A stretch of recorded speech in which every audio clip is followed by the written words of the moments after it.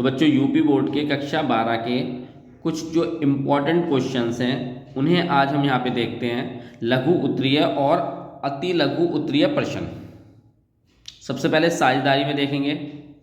पहला, साझेदारी संलेख को समझाइए।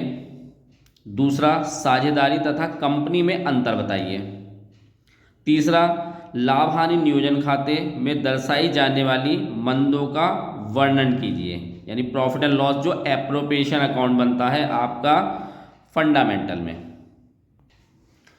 चौथा है आपके पास लाभ हानि नियोजन खाता व पुनर्मूल्यांकन खाते में अंतर बताइए। पांचवा, औसत लाभ के आधार पर ख्याति की गणना करने की विधि को उदाहरण देकर समझाइए। छठा, पुनर्मूल्यांकन खाता क्या है। सातवां, साझेदारी संलेख के तत्वों की व्याख्या कीजिए। तो पार्टनरशिप डीड यानी साझेदारी संलेख तो आपका इंपॉर्टेंट चैप्टर है, ये इंपॉर्टेंट टॉपिक है आपका ये। आठवां है साझेदारों के न्यूनतम लाभ की गारंटी से आपका क्या आशय है। नवा, नए लाभ विभाजन अनुपात की गणना कैसे की जाती है। तो बच्चों जितने क्वेश्चन ये बता रहा हूँ इसमें से काफ़ी कुछ आपका आ जाएगा। यहाँ पे आप मान के चलोगे 60% या 70% इसमें से आपके क्वेश्चन आ जाएंगे। फिर आपके पास है स्थिर पूंजी एवं चल पूंजी से आप क्या समझते हैं। 11वां क्वेश्चन है साझेदारी संलेख की अनुपस्थिति में, यानी जहाँ पे साझेदारी संलेख अनुपस्थित होता है तो साझेदारी के क्या नियम लागू होते हैं। 1932 लगता है आपका, ध्यान होगा आपको। 12वां क्वेश्चन लाभ प्राप्ति अनुपात और त्याग अनुपात ये बताना है आपको। 13वां क्वेश्चन है अवकाश ग्रहण करने वाले साझेदार को देय राशि या तो ये या मृतक साझेदार के उत्तराधिकारी को देय राशि की गणना कैसे की जाती है। ठीक है, तो ये तो आपके साझेदारी के क्वेश्चन है। अब हम आगे देखते हैं अंश पूंजी और ऋण पत्र। तो इसमें पहला अंशों के हरण से आप क्या समझते हैं। दूसरा, पूर्वाधिकार अंशों के प्रकार बताने हैं आपको। तीसरा, कंपनी की प्रमुख परिभाषा विशेषताओं को समझाइए, कंपनी की प्रमुख विशेषताओं को समझाइए।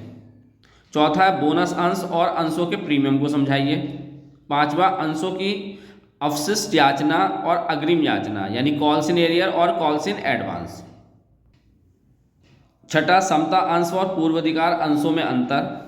सातवां, प्रतिभूति ब्याज क्या है आपका।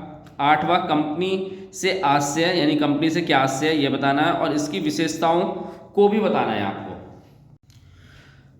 9वां क्वेश्चन अल्प अभिदान और अधि अभिदान यानी अंडर सब्सक्रिप्शन और ओवर सब्सक्रिप्शन को बताओ। 10वां, निजी कंपनी को सार्वजनिक कंपनी में कैसे परिवर्तित किया जा सकता है। 11वां, ऋण पत्र क्या है, इसके विभिन्न प्रकार को बताओ। 12वां, स्कंद और अंश में अंतर बताओ। 13वां, ऋण पत्रों के शोधन की विभिन्न विधियों को बताओ। 14वां है शोध्य तथा अशोध्य ऋण पत्रों से क्या आशय है आपका। 15वां, आर्थिक चिट्ठा बनाने के उद्देश्य। यहाँ से कुछ जो बाद के चैप्टर हैं हम उसके लिए आ जाते हैं।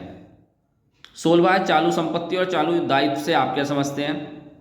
17वां, अनुपात विश्लेषण की विभिन्न विधियों का वर्णन क्या करें। 18वां है विभाजन योग्य लाभ व लाभांश में अंतर। 19, अनुपात किसे कहते हैं और अनुपात विश्लेषण का महत्व ये भी बताना है आपको। और 20, रोकड़ प्रवाह विवरण से क्या आशय है और इसकी सीमाओं को भी बताइए। तो ये बच्चों कुछ इंपॉर्टेंट टॉपिक्स हैं, कुछ क्वेश्चंस हैं, तो ये आप देख जाना। लेकिन अगर आपको कुछ और भी इंपॉर्टेंट लगता है तो वो भी आप पढ़ जाना। ठीक है, चैनल को सब्सक्राइब आप जरूर कीजिए क्योंकि अभी आपको अगली वीडियो में जो लॉन्ग क्वेश्चंस इंपॉर्टेंट हैं वो और बताऊंगा।